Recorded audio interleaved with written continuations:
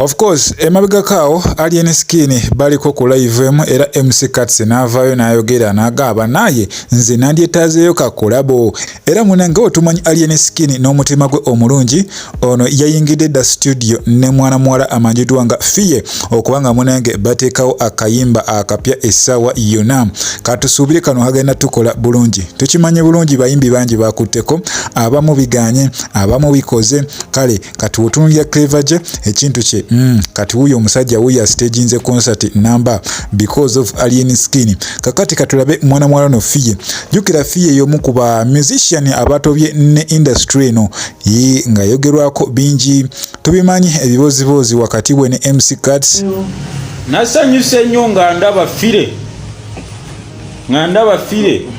nga akwataganye ne Alien Skin nasanyuse nnyo kubanga mu nsi eno mutuufu Fire ayise mu bingi yetaagayo hit era katusabe nnyo Alien Skin okwate mu Fire afulumye hit adde ku scene Fire abonyaabonye n'ensi abonyaabonye ne social media era kati si mugezi era kati si yadde ne bona amujerego otya naye kati si mugezi amanyi bambi alwanirira Fire ayagala Fire akomewo okitegeera era okyuzinze omuntu omutuufu saawa zino ye Alien Master atayina nkwe atayina ttima atayina nugu akukolera mullo era akayimba kajja kutambula nze nkalaba hit yadde tekana bakufuluma owulidde hit songo Alien Skin featuring Fire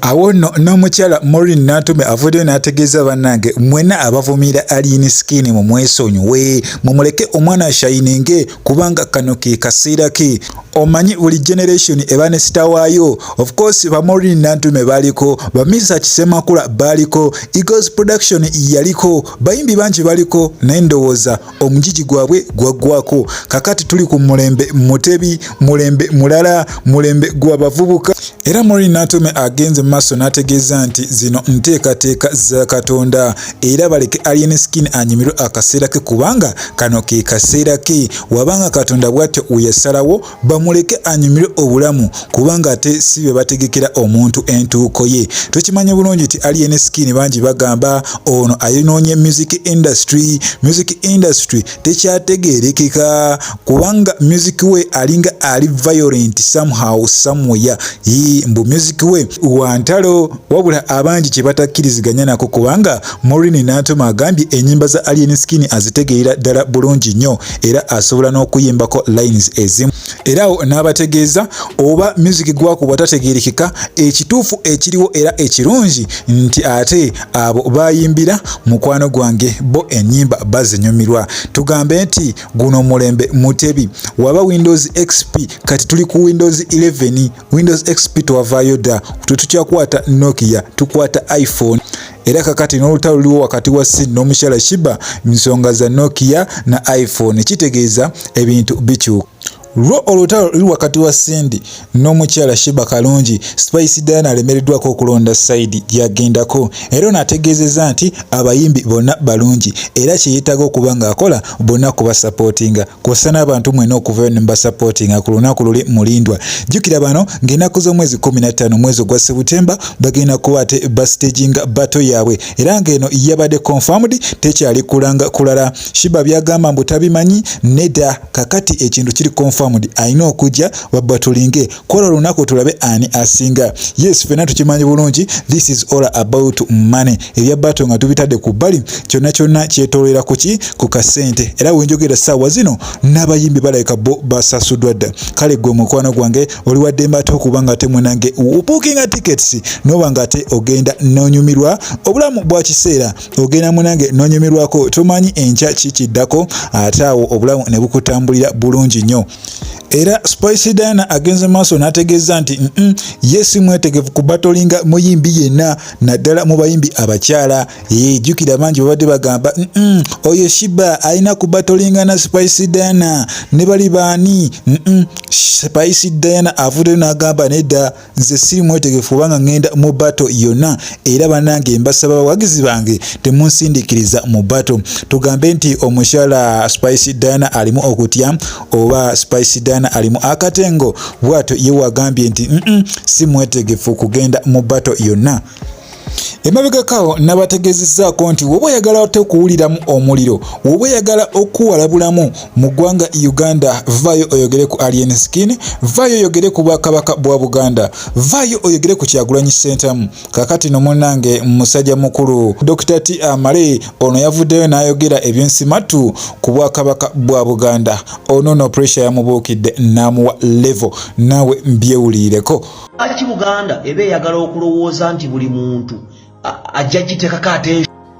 Sempeze eryogo omutwe ajja azonga n'ebikyawulini bye alinga eyalwala kookolo bamuyitaani zongoto volongonyo zonto tosiriwala tonnafuna nnyo magezi nnyo gakusobozesa kwogera mu nkola eyo. Omanyi Buganda kye kitegeeza? Buganda kitegeeza United Kingdom nga wolaba UK era nga enganda nnyingi zaagattibwa okukola Obuganda unit era nga Buganda si y'Abaganda bokka, n'Abajapadola n'Abanyoro n'Abagweri n'Abagisu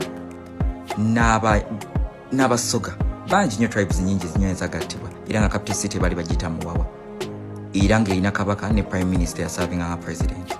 So biki byoyogera nga wolaba nti mu UK balina Duke of Cambridge, Duke of Sussex, abo be babeera abakulu b'ebika ngeri ebyo ebika byonna byalina omugaso okuzannya mu parliament eno monarch. Mama fina botampa milioni 5 kugula tiketi nena zigabira mu kisenyi. Wayi. Ekyo nze nkyogera sali nze nkyogera. Sikumpa kugula. Abitex mpasa. Nkubira kusima esembya yo musa 2. Mama fina wankula milioni 5 mu 2. Nogenda okiriza ekiyaye kyeri Sweden. Kinyu kyenjaga. Ina kojoga. Anage. Amafina wankula obinye. Bitakisiriya maji. Sajja omukulu n'onswada swada.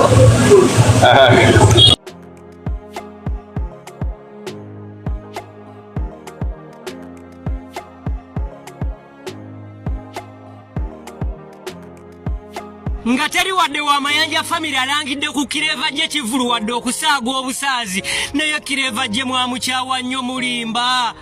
Kamiri n'ogenda n'olangira gravity yakusuulira zitenti ono palaso owezalawo n'agenda n'ayira fresh kid obutwalo ku birthday wakiriko obwo obutwalo waliguzeyo katiketi kamu bwe kati.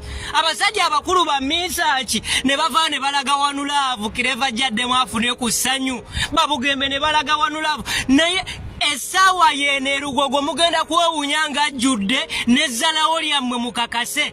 Era bwe muba mwetaaga ffe si mu bubi tubayita mujje Lugogo nga 4 olw'okutaano luno mwenna ebifo byammwe bijja kubeerawo n'eryo ezzalawo lyammwe mwe ab'amayanyi aba ne mulina ezzalawo mulina ejjoogo. Buterefu mukwano gwawe nekujjukiza nti obadde kujjika media ensibuko y'amawulire gwatanaba kubanga osubscribinga genda maaso subscribinga likinga commentinga tusobole okuba nga munange tutambula ffenna. Saba Mukama Katonda abankuumire mweraba.